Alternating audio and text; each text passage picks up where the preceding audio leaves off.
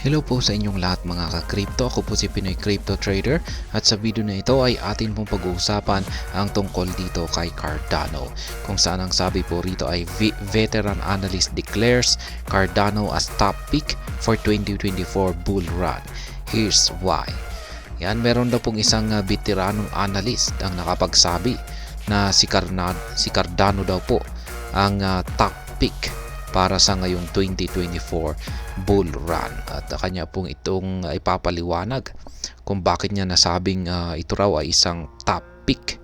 Ibig po niyang sabihin dito na siya ang magiging top pick sa 2024 ngayong bull run, ay siya po yung crypto na magbibigay po ng pinakamagandang performance or pinakamalaking gain. Kaya yan, atin pong aalamin kung bakit niya nasabi ang bagay na ito. Pero bago po tayo magpatuloy, ay nais ko lamang po munang bigyang linaw ang aking disclaimer kung saan ang nilalaman po ng video na ito ay hindi po ito isang financial advice. For education and information purposes lamang po ang layunin nito. Maliban po dito ay nais ko na rin pong magbigay babala na wala pong kahit anumang group chat ang Pinoy Crypto Trader. Yan, a notable technical analyst has singled out Cardano as his top choice for the emerging bull season, favoring the asset over competitors such as Solana and Ethereum. Kaya yan, isang kilalang technical analyst ang mas pinipili po niya si Cardano kumpara sa kanyang mga kakumpetensya na sina Solana at saka si Ethereum. Yan, recently Gert Van Lagen, a prominent technical analyst, asserted that ADA is superior to rivals like Sol and ETH. Lagen compared Cardano to Solana and Ethereum from a fundamental standpoint. Kaya yan, mas pinili ni Ginoong Gert Van Lagen. Isa po siyang kilalang technical analyst. Ayan, kumpara sa mas superior na sina Solana at saka si Ethereum, ay mas pinili po niya si Cardano. Kaya yan, bakit kaya? Kaya yan, ating aalamin kung ano nga ba yung kanyang dahilan rito.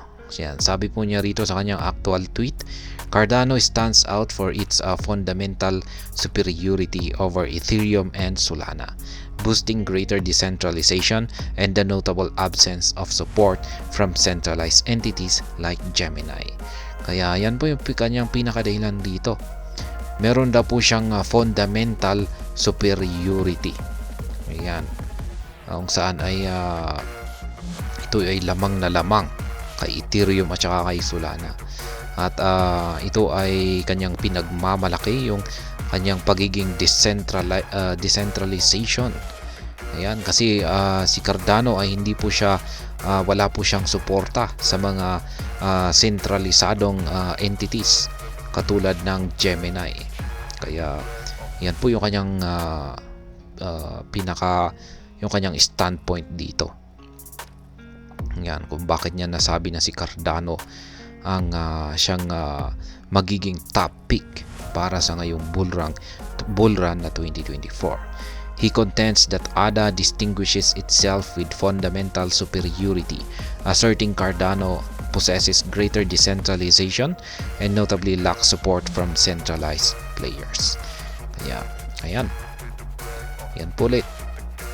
Wala raw siyang, yung kanyang si Cardano ay talagang naiiba sa lahat dahil sa kanyang fundamental superiority. At maliban po rito ay siya ay talagang decentralized, sapagkat hindi daw po siya humihingi ng support or umaasa sa mga centralized players. Essentially, the crypto pundit suggests that ADA stays true to the tenets of crypto decentralization, unlike its prominent rivals. Kaya ayan, si Cardano raw ay talagang ito ay kanyang parang siya ay tumatayo bilang isang crypto na decentralized. Hindi po katulad ng kanyang mga kakumpetensya na meron po silang koneksyon sa mga centralized. Kaya ayan, centralized entities. reasons for Cardano superiority. Furthermore, Lagan cited Solana's recent network downturn as further evidence supporting his belief in Cardano's superiority. Kaya yan nga yung na-content po natin itong si Solana nung nagkaroon po siya ng network nagkaroon siya ng problema sa kanyang network. Kaya siya ay nag-down muna at bumagal yung kanyang network. Kaya yan, isa na rin po ito sa binanggit ni Ginoong Lagan. Yan, kung saan ay nasabi niya rito na mas superior itong si Cardano kumpara kay Solana. Significantly, Solana experienced an unforeseen setback last week when no new transaction blocks were recorded on the network for several hours. The Solana development team acknowledged the network outage and initiated an investigation into its cause. Ayun po pala, yung problema ay isang network outage. Yan po yung naging naranasan na problema ni Solana. Reflecting on the significance of the issue, Gert Van Lagan remarked, Solana's sporadic inexplicable network outages of a few hours underscore the importance of reliability. Kaya yan po yung isang naging issue rito na tinukoy ni Ginoong Gert Van Lagan kay Solana. At base po sa aking natatandaan ay hindi po ito yung kauna-unahan na network outages na naranasan ni Solana. Marami pa raw ito. Yan, meron pang mas nauna at madalas daw na magkaroon siya ng network outages. According to him, the Cardano ecosystem has technically embedded crucial mechanism to prevent such major network downtimes from occurring. Kaya yan, ayon kay Ginoong Van Lagan ay si Cardano ay meron daw po siyang mechanism or kakayahan na ma-prevent yung mga network outages na katulad po ng nararanasan ni Solana. Relying on his perspective, the technical analyst stated that Cardano stands as his foremost choice amid unfolding bullish market. Kaya yan, sa kabuuan ay yan si Ginoong Van Lagan ay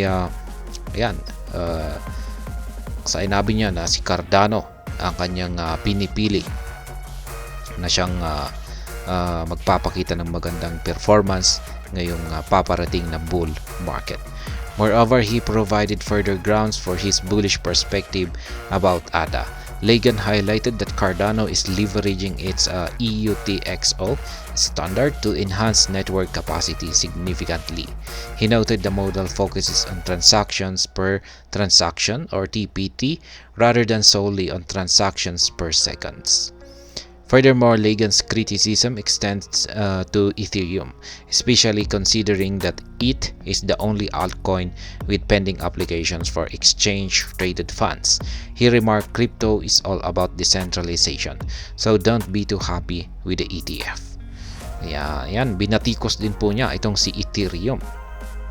Yan, kahit na content po natin kanina na meron pong mga pending applications para kay Ethereum para po sa kanyang spot Ethereum ETF.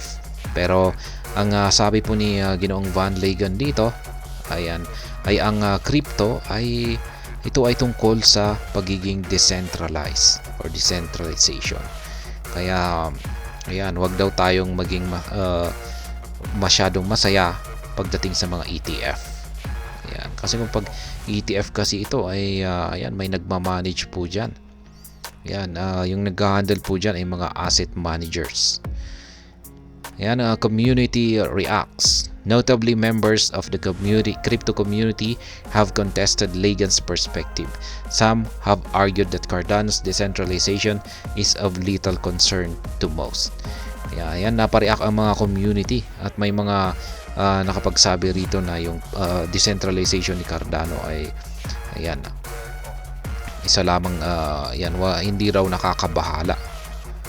Others have sarcastically suggested that Cardano's lack of outages, unlike Solana, is because there is supposedly not much utility in it. Nonetheless, the Cardano community has rallied behind Lagan's perspective. Yan, yung mga iba naman daw na mga critic ni Cardano ay sinasabi po nila na hindi raw nakakaranas si Cardano ng network outages dahil sa wala daw po itong gaanong utility or use cases. Kaya ayan po ulit, si Ginoong Gert Van Lagen ay ayon po sa kanya ay si Cardano raw po ang magiging top pick. Yan, pagsapit po ng taong 2024 na bull run. At ayan, hanggang dito na lamang po tayo sa video na ito. Sana po ay inyong nagustuhan ang aking paliwanag dito. Kung inyo po itong nagustuhan ay pakiclick lamang po ang like button nito. Para naman po sa mga bago lamang dito, kayo po ay aking inaanyayahan para mag-subscribe. Pakiclick na rin po ang bell icon nito dahil ito po ang siyang magsisilbing notification nito sa mga bago kong videos na akin pong ina-upload sa aking YouTube channel na ito. Marami pong salamat sa panunood, ingat po tayo lagi at God bless po sa ating lahat.